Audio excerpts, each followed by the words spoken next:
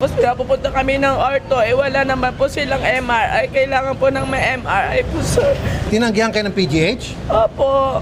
Kasi hindi daw po, kailangan pa yung naghihingalo, parang ma-admit siya. Ay, grabe naman yung yun. Kailangan naghihingalo. Pag hindi naghihingalo, ayaw nang tanggapin. Hindi po nila tinignan, basta yung lang po, hindi tinigirig lang po nila yung sinabi na.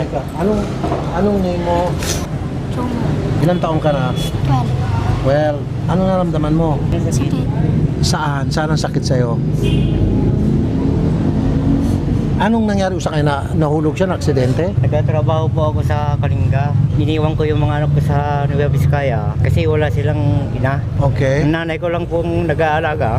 Tumulong ito sa kapatid ko, nagpapagawa ng bahay. Okay. Sabi nila, nabagsakan daw sa likod niya ng timba na may laman na semento.